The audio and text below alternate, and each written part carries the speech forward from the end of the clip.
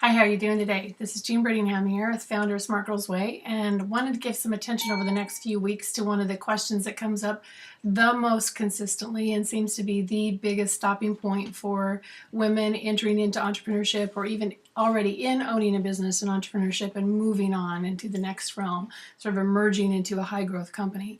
And that has to do with funding. So over the next few weeks, we're going to spend a little bit of time off and on the funding questions. And today I thought we'd start with basically an overview of the funding options and what they mean to you and how to pay attention to them.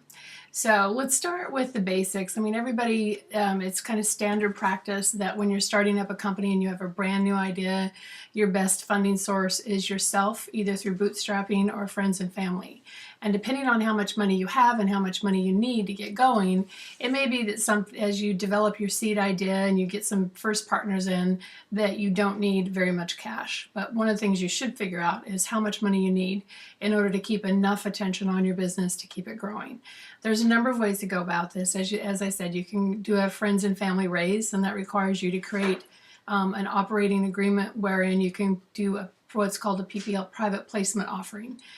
That offering becomes basically a contract between you and your investors that is based on the outcomes and benefits that they receive from being an early investor in the business, and also limits your risk to the what's ever created in the LLC or an S corp. You can do that kind of an offering under either one of those.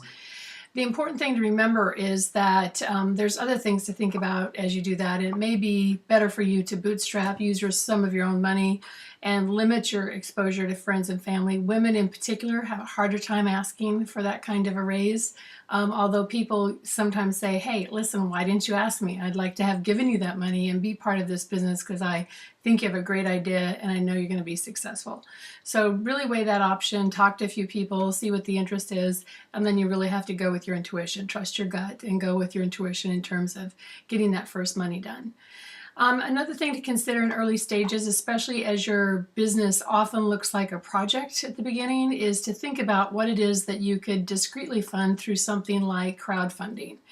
Crowdfunding, as you know, is basically a peer-to-peer funding opportunity. There are several platforms out there. The most well-known is Kickstarter.com. There's also Indiegogo.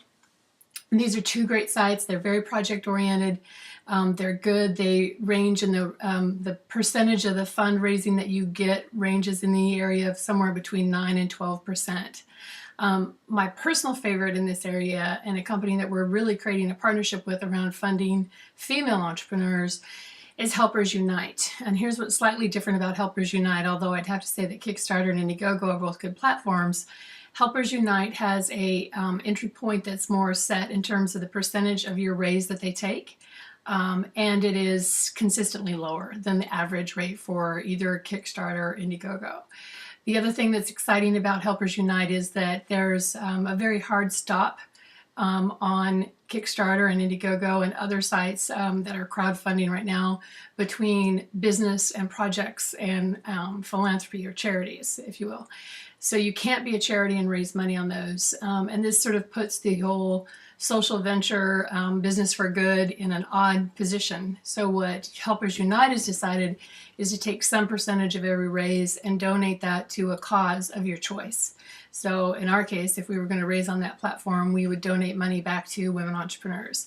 And in fact, we're going to be curating a piece of that site, and we'll be thinking about making recommendations to the entrepreneurs who raise there for the particular charities that are nonprofits that they can choose that actually have a focus on entrepreneurship, and in particular women entrepreneurs.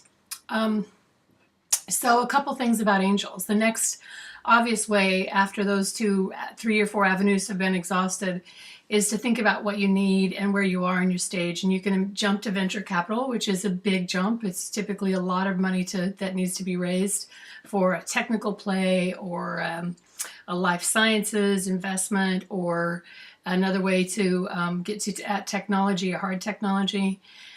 Clean tech always needs these big raises like this. And one of the things that you might be able to do before you jump to VC is go to angel investors. Here's the thing about angels. They have a different needs than VCs as it relates to return on their investment. they're much more likely to invest in an earlier stage of business, in a business that they believe in and an entrepreneur that they believe in, but they still have a profile.